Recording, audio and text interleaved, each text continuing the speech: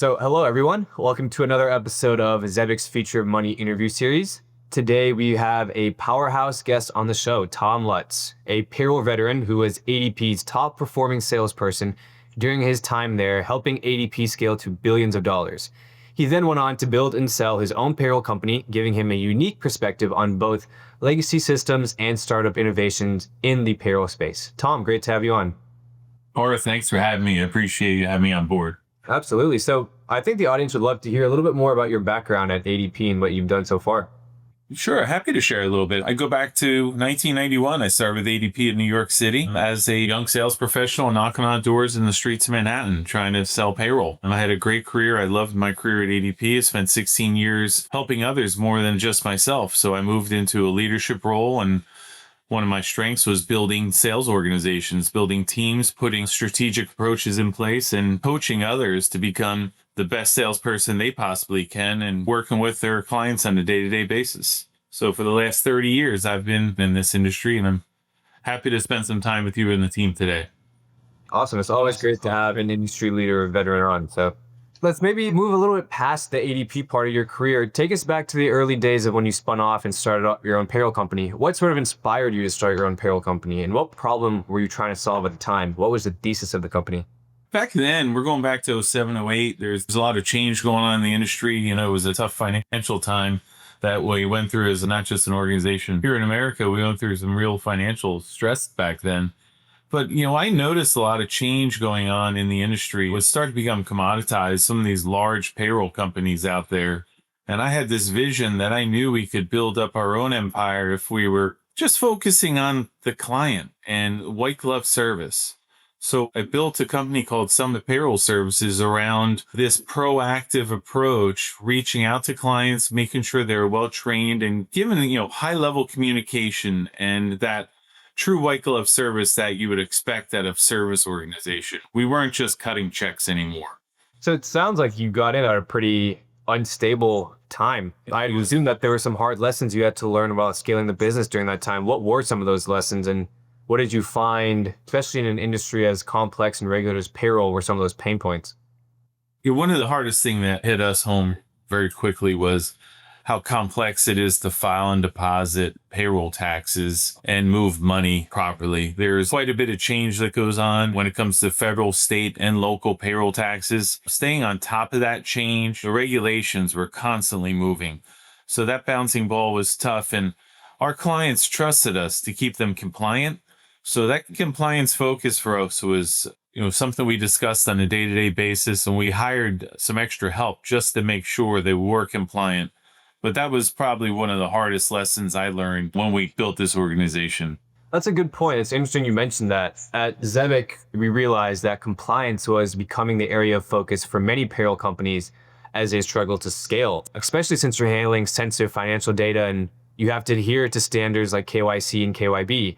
So for those exact reasons, that's actually why we acquired a company called GateKnox in June. So GateKnox brings deep expertise in automated identity verification, AML screening, and compliance orchestration. So what this did was it brought to Zebec, and what it allowed us to do was instantly verify both employers and employees, including contractors, automate jurisdiction-specific onboarding workflows, and then also, like you mentioned, the ever-changing regulatory environment can be hard to navigate. So this acquisition of GateKnox allows us to comply with regulations across multiple geographies, especially since we've expanded into Europe and the UK. So I completely agree with your point that the ever-changing regulatory landscape of payroll, especially during the time that you were starting your payroll company, was definitely hard to navigate. And we're starting to see that become one of the primary focuses of payroll companies nowadays.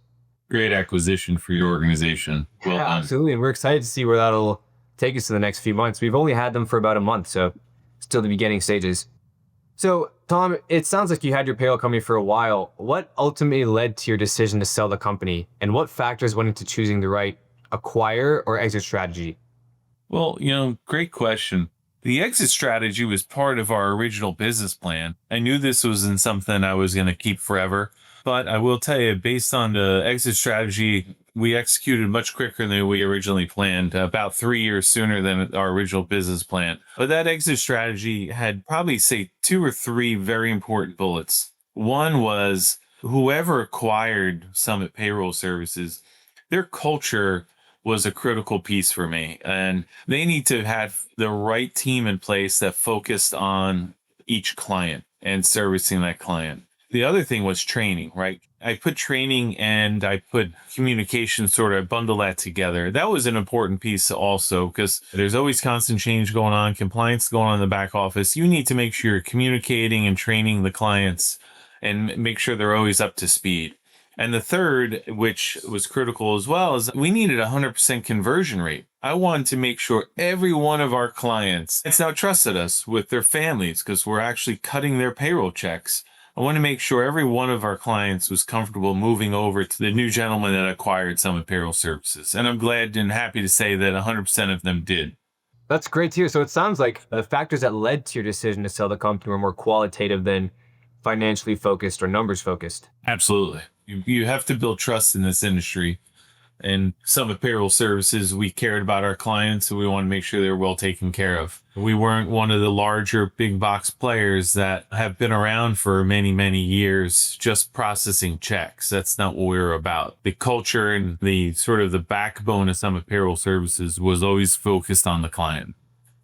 It sounds like you were trying to give your clients the best service possible and constantly innovating to reach their level or their standards, which again, at Zebec, we completely agree with. That's sort of the focus of our M&A approach as well. We're not looking to just acquire companies. We want to make sure that we're partnering with founders who are deeply embedded in their industries. You want to make sure that there's a focus on continuous innovation and that the clients of those companies we acquire are receiving the highest level of service possible. So that's actually what we do with two of our acquisitions. So you know about our acquisition of PayBridge, Yes. Tony, for the past 2 years. And what we've done is been able to roll out products like EWA, pay cards, with a focus on innovation to make sure that those clients can reach and have a level of service that is unmatched compared to some of the legacy players in the industry. It's more of a focus, like you said, on customer service, making sure conversions at the highest level and that they're completely satisfied with the level of service that they're receiving. So moving on then to more about the payroll industry and your views on it, what would you say has changed the most since you were running your company? And then on the flip side, what surprisingly stayed the same?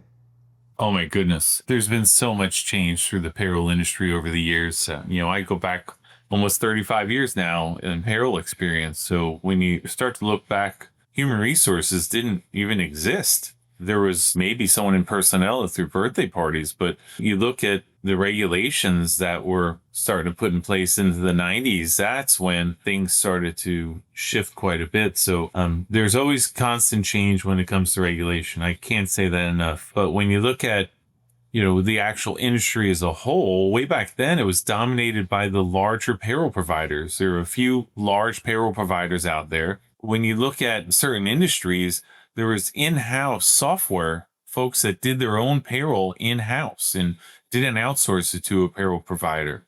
So back then, payroll wasn't considered sort of mission critical for the business. It was a necessary evil to cut the employees' checks on time and make sure the taxes are paid. So when you look at what it was then and where it is today, you look at money movement and the real-time expectations that an employee has of receiving funds. If I work today, many people want to get paid today. And you know what? They probably want to get paid in different currencies. That shouldn't be just one currency, put it that way. And it's a much more strategic industry today than it was 30 years ago.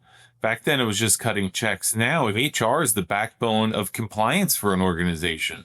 And they have to make sure that the regulations are carefully monitored and taken care of. So there's no issues when it comes to compliance across the organization. So quite a bit of change. And I would think one of the keys in change that where we are today is, I guess, access to funds. I guess back in the day, it was just cutting manual checks. I started before there was direct deposit, and look where people are today and how they want access to their funds when they finish a workday. I'm actually really glad you brought that part up. I agree that while the tech stack has evolved over the past 50, 60, 70 years, especially with cloud platforms and APIs, I would argue that a lot of the core inefficiencies in payroll still haven't changed. So it's first ADP software that came out in, I want to say it was like maybe even the 60s. I don't think the payroll system has changed much since then. It's still the same payroll Right. cycle or pay cycle and all that. So I completely agree that people do want a more innovative approach. Like today, they want to get their money as soon as it's made. They don't want to wait 2 weeks or a month or whatever the pay cycle is. And that's been one of the biggest pain points we've observed in the industry. And that's sort of one of the biggest problems and issues that we want to tackle with our real-time payments payroll system. So building off of this question, what pain points in payroll do you think are still underserved? Areas that you think today's solutions haven't quite solved yet?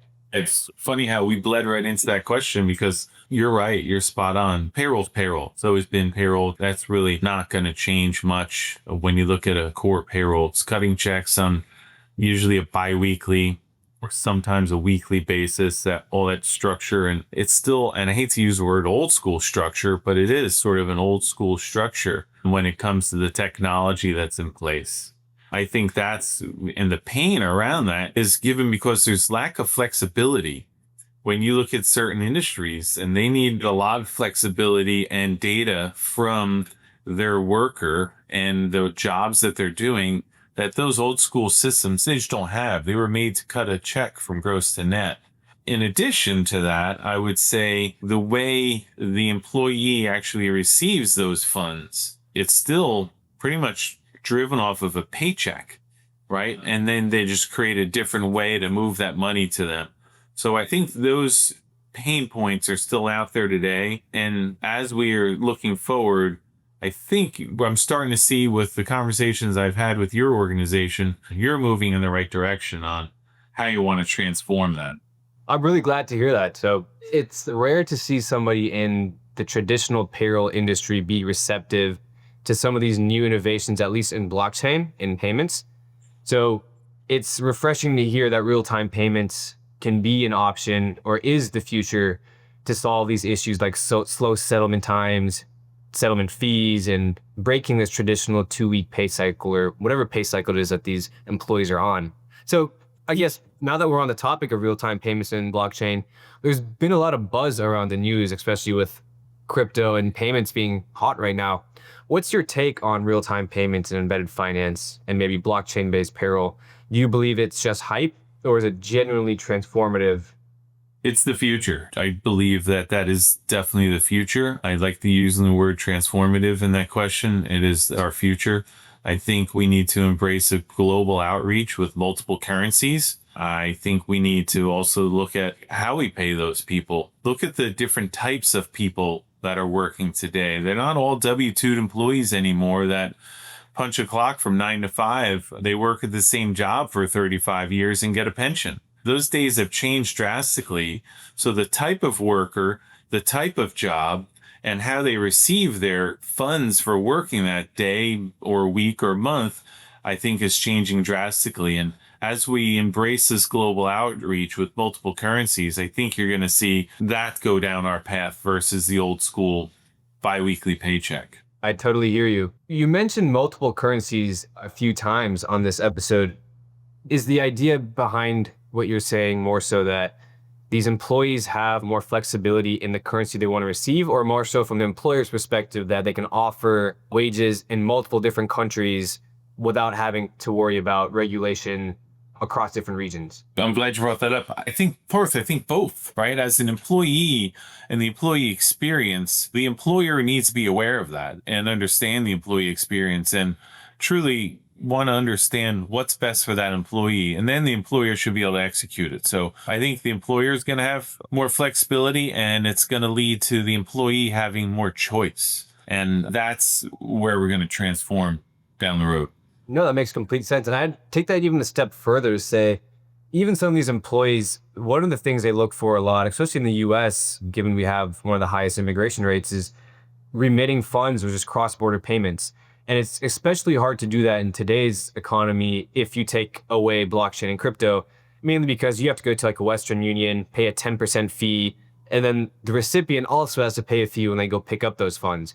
But what we can do now and today, and that's one of the core ideas of our card product, is to be able to remit funds cross-border at low to no fees, and it's done instantly. So being able to send money from USD to Euro or USD to GBP or whatever currency it is that people are trying to remit back, it's definitely possible and doable. It's instant compared to the outdated versions of what you have, like Western Union and MoneyGram and all these other money order methods.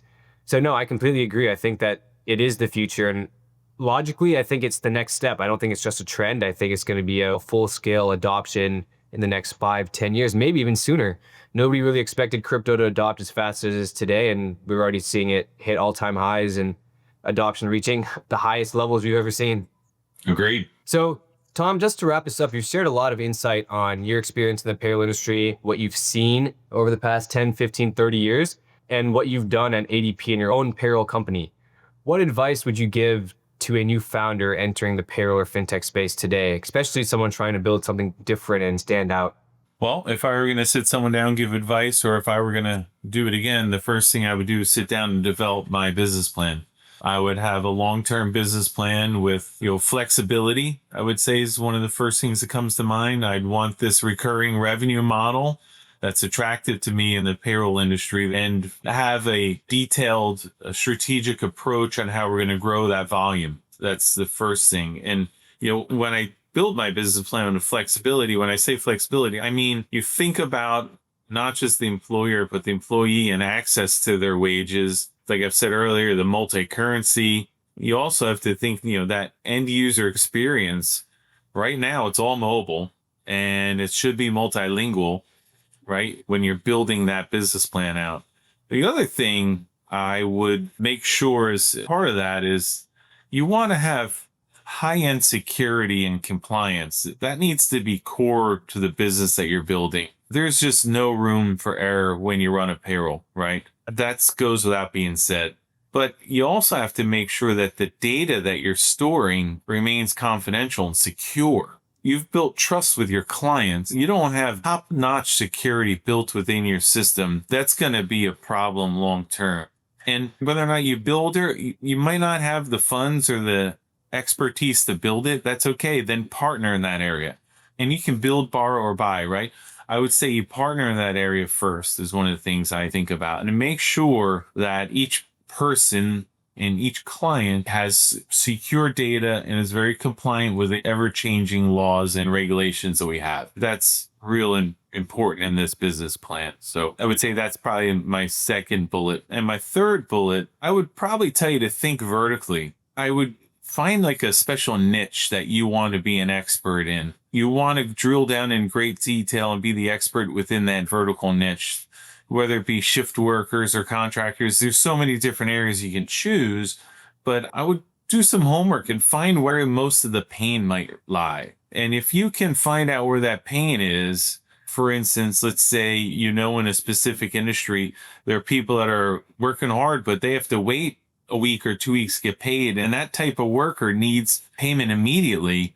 There might be a nice vertical or niche there that you can build a strong foundation and expand your business very quickly by going into that vertical or that specialty niche that you have there. And remember, payroll's a necessity. It's complex, it's time-bound, it's stressful. Think how you can go help people. So you want to make sure when you're looking for this niche, find the people that are losing sleep over payroll and become the expert in that field. I think with those, as you bundle that up there, that's a great way to sit down and put your business plan together and, go to market. Tom, thank you for that insightful answer. It's been great having you on today. I'm sure the audience has loved to learn about your experience at ADP and your own payroll company, and I'm sure they would appreciate your insights and some of your observations of the payroll industry over the past 30 years. Well, thanks, Parth. I really appreciate you inviting me on, and I look forward to future conversations. Absolutely. Thank you, Tom.